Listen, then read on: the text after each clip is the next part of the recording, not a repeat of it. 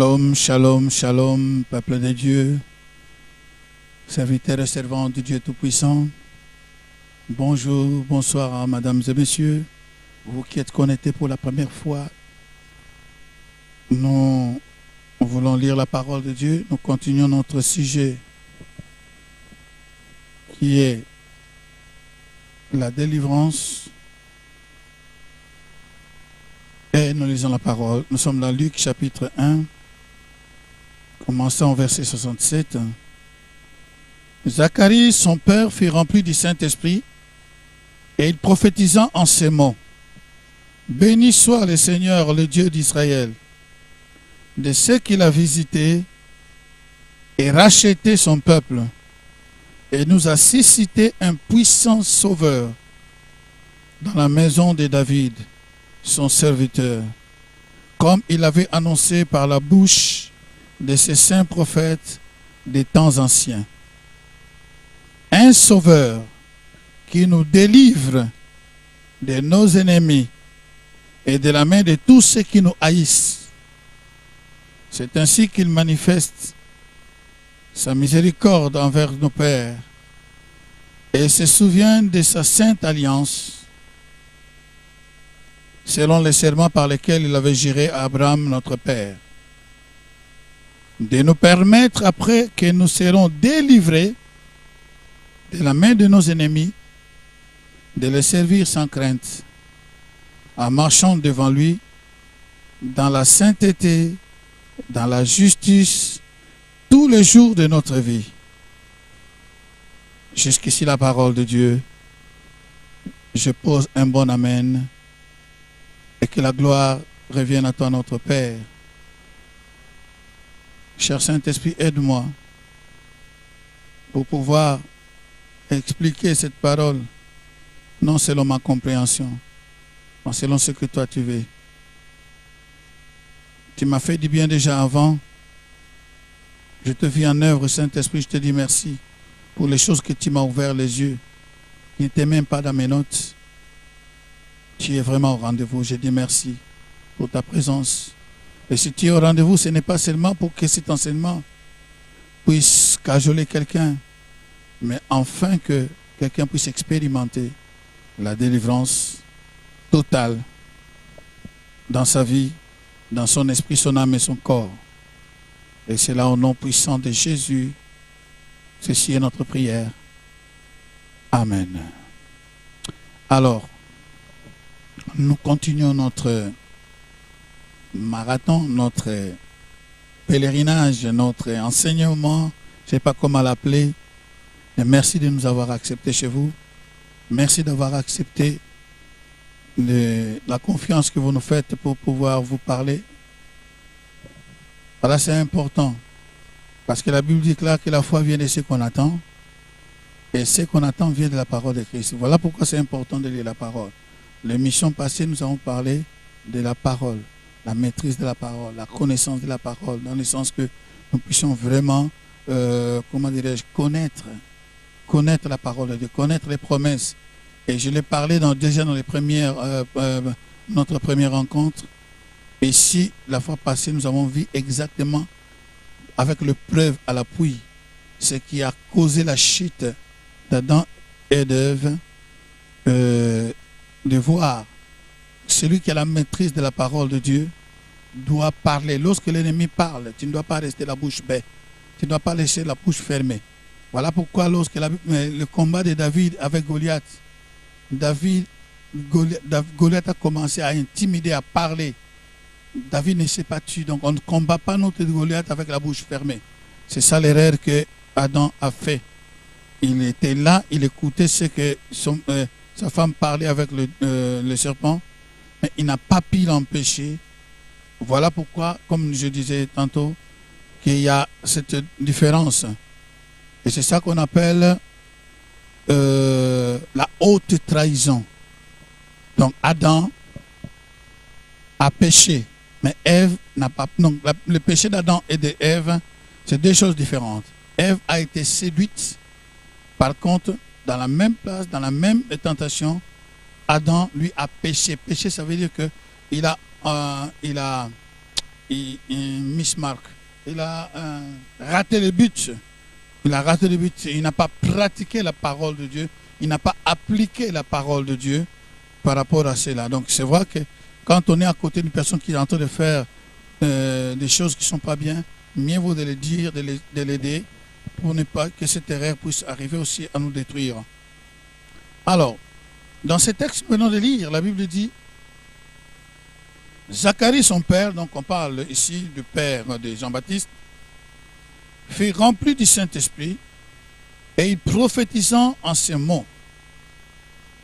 Béni soit le Seigneur. Alors c'est celui qui ne parlait pas pendant plus ou moins 9 mois. Le miracle s'est déclenché au moment où il a donné le nom. Parce qu'on a posé la question comment il va s'appeler. La femme Élisabeth a dit il va s'appeler Jean. Les gens étaient contre, dit mais dans ta famille il n'y a personne qui s'appelle comme ça. Mais lui dit oui, on a fait signe à Zacharie. Il prend le tableau, il écrit son nom c'est Jean. Et lorsqu'il dira ça, la délivrance, lui il a passé dans une délivrance. Il était lié, sa bouche était liée, mais cette révélation a pu arriver à délivrer parce que c'était la parole et la promesse du Seigneur qui sera, tu ne parleras plus jusqu'à ce que ces choses s'accompliront. Et l'enfant, le jour de l'accomplissement, c'était le jour où l'enfant était sévré, on devait donner le nom à cet enfant. Maintenant, lui, sa bouche est ouverte, sa bouche est délivrée, il commence à prophétiser. La Bible dit qu'il était fut rempli du Saint-Esprit et il prophétisant en ces mots. Béni soit le Dieu d'Israël, ce qu'on avait lu avant, mais dans le verset 71 ou 71, il dit, comme il avait annoncé, verset 70, comme il avait annoncé par la bouche de ses saints prophètes des temps anciens. Alors, il y a des promesses. Dieu avait promis. Il avait annoncé dans la bouche des saints prophètes dans l'Ancien Testament. Dieu veille sur la parole, sur sa propre parole pour l'accomplir. Tout ce que Dieu a prévu, tout ce que Dieu il a promis, il le fera. Il est fidèle. Il accomplira. Il a promis la délivrance pour tous ceux qui croient en lui. Il est derrière sa parole pour l'accomplir et il le fera. Et si la Bible déclare, il a promis, il va donner un sauveur qui nous délivre de nos ennemis et de la main de tous ceux qui nous haïssent. Donc, pour que notre délivrance prenne place, nous avons besoin d'un sauveur. Nous avons tout d'abord besoin de promesses, besoin d'un sauveur et besoin de sauveur pour accomplir notre délivrance. Il dit, la promesse a été envoyée et cela s'est accompli. Le sauveur, pour accomplir, le sauveur a un travail, c'est de délivrer. Le sauveur a un travail, c'est de sauver. Le sauveur est venu pour, la Bible dit que un sauveur qui nous délivre de nos ennemis et de la main de tous ceux qui nous haïssent. Alors, mets-toi confortablement sur ta chaise. Écoute, il y a un sauveur qui est apparu pour une mission de délivrance, de délivrer de tes ennemis, mais aussi te délivrer de la main de ceux qui te haïssent. Donc, quand nous avons le sauveur, nous devons comprendre qui est ce sauveur, localiser le sauveur, parce que c'est le sauveur qui détient notre délivrance. C'est le sauveur qui a la clé pour ouvrir tout ce qui est fermé quelque part. C'est le sauveur qui détient nos guérisons. Et tous ceux qui nous haïssent, c'est la sorcellerie. C'est l'art de la spécialité de la haine. Comme disait Bishop l'autre jour, selon les témoignages d'un ex-grand sorcier, un homme de Dieu qui était sorcier, il a dit la première fois qu'il était sorti pour aller dans la, comment dirais-je, dans leur réunion, et c'était au travers de sa grand-mère. Il dit, mais il y avait des choses horribles, je vais rentrer dans les détails. Mais il dit que on a ôté le cœur des passions, on a ôté le cœur d'amour, on a donné un cœur de haine. Ça veut dire que ça, ce sont des gens, lorsqu'ils te haïssent, ils ne te pardonnent pas. Alors, commence à revoir un peu ta vie. Lorsque tu commences à haïr des personnes, tu les pardonnes. Lorsque tu n'arrives pas à pardonner quelqu'un, et que surtout les paroles comme ça, je ne te pardonnerai jamais, à moins que ma mère soit ressuscitée, avec mon père, à moi, non. Ça veut dire que c'est un cœur de sorcier. Faites attention, parce qu'avoir un cœur de sorcier, ça veut dire que tu es déjà lié toi-même. Alors, tu te lis toi-même. C'est important. Nous allons arriver aussi à parler de cela.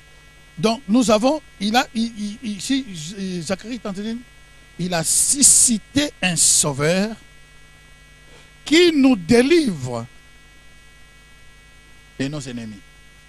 Jésus-Christ a été suscité pour te délivrer de tes ennemis.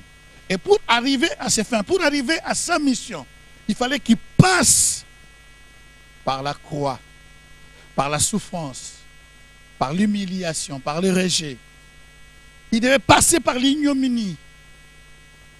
Il devait passer par une souffrance inexplicable.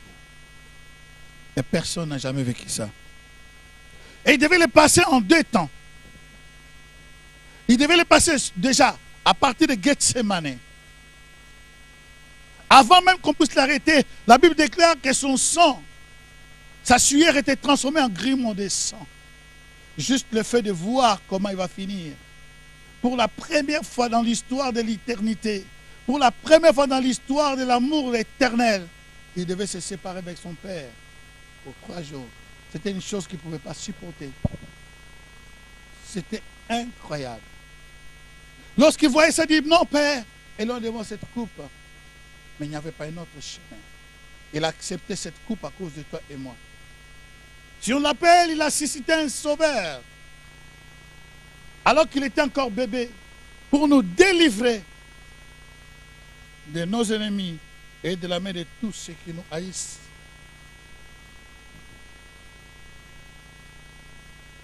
Donc le sauveur s'est levé. Les sauveurs de l'humanité, notre Dieu qui mérite ce louange, unis dans la fraternité, nous venons pour un rendre hommage. Venez chantons pour les rois de rois, acclamons-le, notre sauveur. Entrons dans ses portes avec des cris de joie. Ah, Seigneur de tout, la chanson même est en train de m'échapper, mais gloire soit rendue à notre Dieu. Il a suscité les sauveurs pour nous délivrer de nos ennemis. À cette époque, il prophétise. Jésus n'était pas encore né, mais c'est son fils qui était né. Il parlait de ce temps que toi et moi nous vivons.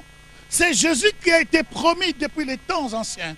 Est déjà venu, il est déjà mort, il a déjà subi sur la croix Golgotha, je sais que je disais tantôt. Il a souffert sur la croix pour éliminer, pour résoudre tous les problèmes, étant vivant sur la terre. Voilà pourquoi Galates, Galates chapitre 3, je vais le lire parce que même si ce n'était pas dans mes notes, mais alors que ça vient, nous allons le lire. Galates chapitre 3 nous dit ceci. Saint-Esprit.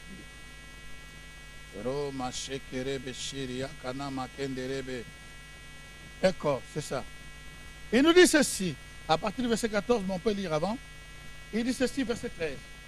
Christ nous a rachetés de la malédiction de la loi, étant devenu malédiction pour nous, car il est écrit, maudit soit, maudit est quiconque est pendu au bois, afin que la bénédiction d'Abraham ait pour les païens son accomplissement en Jésus-Christ, et que nous recevions le Saint-Esprit par la foi qui avait été promis. Remarquez ceci. Christ nous a rachetés de la malédiction. C'est le passé. Nous a. C'est déjà le passé. Alors que Zacharie, il disait les choses qui devait venir. Jésus n'était pas né, mais Jean était né. Et sur la croix, il nous a rachetés de la malédiction. Sur la croix, il est en train de mourir pour des choses que toi tu vis pendant que tu es sur la planète Terre. Malédiction générationnelle, maladie, problème, confusion, tout ce qui fait que tu es sur la planète Terre. Il dit, car il est écrit maudit et quiconque est pendu au bois, afin que la bénédiction d'Abraham ait pour les païens son accomplissement. Ces païens, c'est toi. Où ça? En Jésus-Christ. Donc ça veut dire que lorsque tu reçois Jésus dans ta vie, toute la bénédiction d'Abraham devient ton partage. Et attention, ça c'était sur la croix. Parce que la mort de la croix, c'était la mort de la malédiction. Il a accepté la malédiction afin que la bénédiction d'Abraham puisse venir en toi qui croit en Jésus-Christ. Donc, normalement, la malédiction ne peut pas être citée à côté de ton nom. Normalement, la malédiction ne pourra même pas être prononcée à côté de tes business, à côté de ton travail, de ton ministère. Les effets des attaques que tu vois ne peuvent pas être appliqués à la malédiction. Non. Parce que si réellement tu as crié en Jésus-Christ et que tu continues à croire que tu es maudite, ça veut dire que tu es en train de discréditer l'œuvre de la croix. Tu es en train de discréditer tout ce que Jésus a fait sur la croix Golgotha. La malédiction ne peut pas être appliquée dans ta vie, toi croyant, toi chrétien, parce que tu crois en lui. Parce qu'il a souffert, la Bible dit. Il a souffert l'ignominie. Il a souffert pour régler tous tes problèmes pendant que tu es encore dans cette vie charnelle, physique. Sur la croix Golgotha. Et sur la croix Golgotha, il a été séparé de son père. Père, pourquoi m'as-tu abandonné? Afin que toi, tu sois réconcilié avec ton père. Il a été crucifié nu. Il a accepté que ses vêtements soient nus, mais ses vêtements de justice, qu'ils puissent nous couvrir par ses vêtements de justice. Ça veut dire que lorsque nous nous présentons devant Dieu, dans la prière, même maintenant que tu entends, si réellement tu as crié en Jésus-Christ, tu ne te présentes pas avec un esprit d'infériorité, ni de culpabilité, mais tu te présentes comme enfant de Dieu, fils de Dieu, enfant de Dieu. Car il est écrit, à tous ceux qui l'ont reçu, à tous ceux qui croient en son nom, il a donné le pouvoir de devenir enfant de Dieu. Enfant de Dieu. Le pouvoir t'est donné, toi qui as cru en lui. Tu ne dois pas croire que la malédiction, chaque manifestation, chaque erreur, chaque problème, chaque attaque, cela ne veut pas dire que la malédiction doit être citée dans ta vie. Non. C'est nous qui ouvrons la porte au diable, au démon, quand nous croyons à ces choses-là. Parce que nous sous-estimons, nous discréditons l'œuvre de la croix, la souffrance de Christ.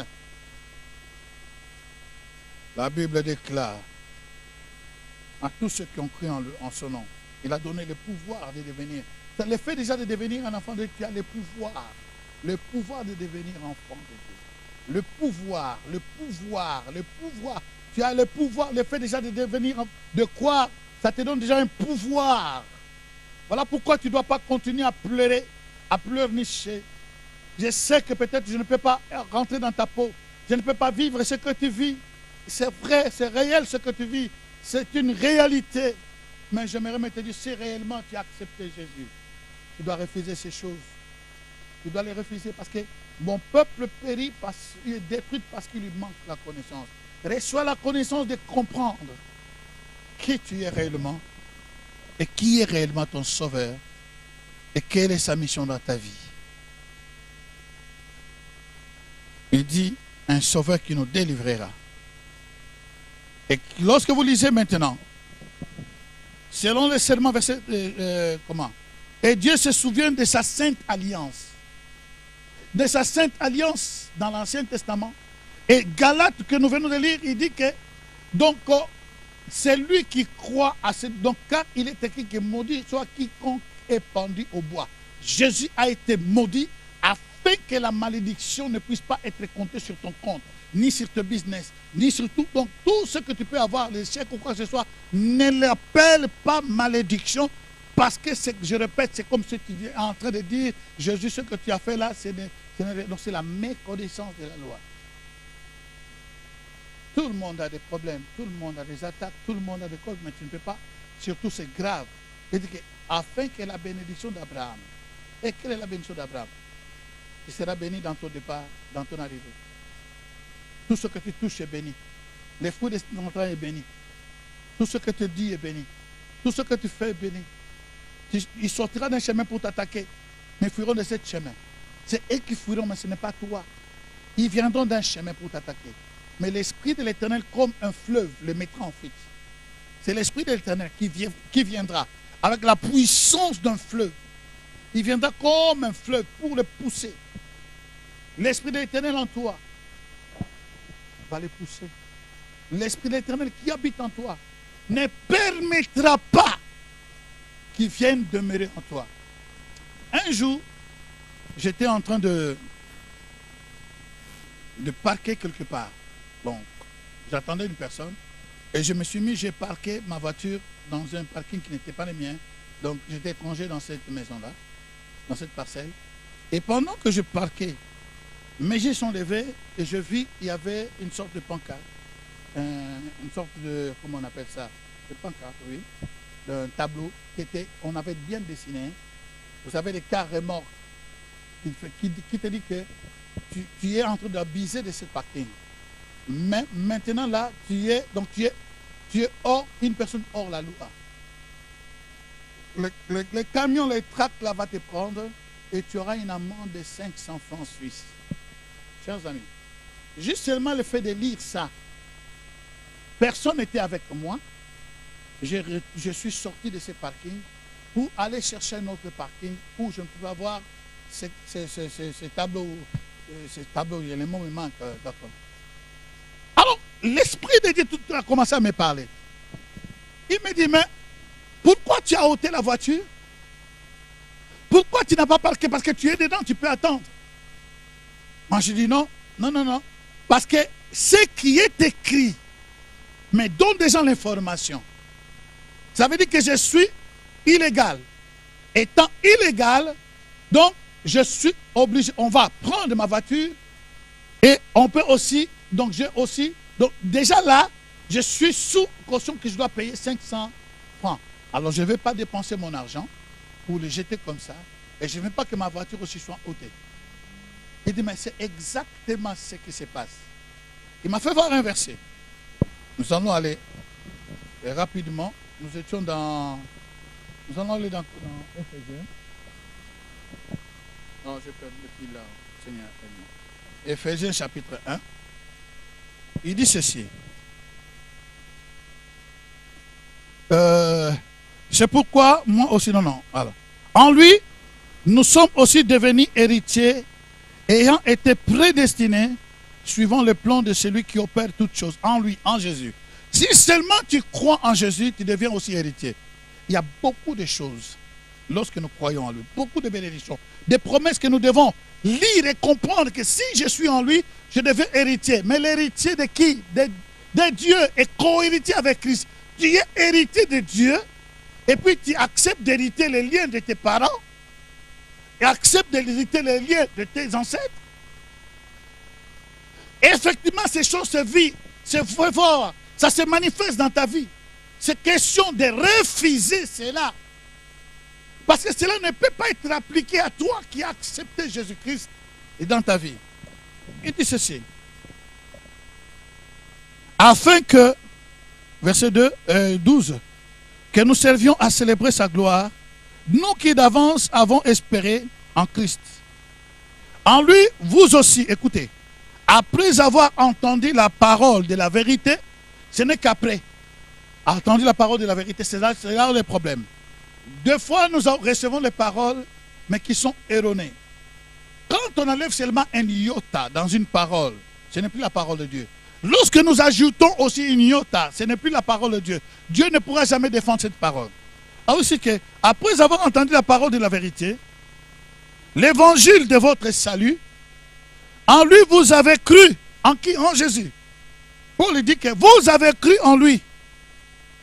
Et le jour que vous avez cru en lui, la Bible déclare, vous avez été scellés du Saint-Esprit, qui avait été promis, lequel est un gage de notre héritage. Oh, come on. Lequel le Saint-Esprit est un gage de notre héritage pour la rédemption de ce que Dieu s'est acquis pour célébrer sa gloire. Alors c'est quoi? Il dit, les jours où vous avez crié à la parole de la vérité, et la vérité c'est une personne. Jésus déclarait, je suis le chemin, la vérité et la vie. Il dit, nul ne peut aller au Père, non. Il dit, nul ne vient au Père que par moi. Il ne dit pas, nul ne peut aller. Il dit, nul ne vient au Père que par moi. C'est-à-dire qu'il y a un seul chemin, c'est lui. Il est la vérité, il est le chemin.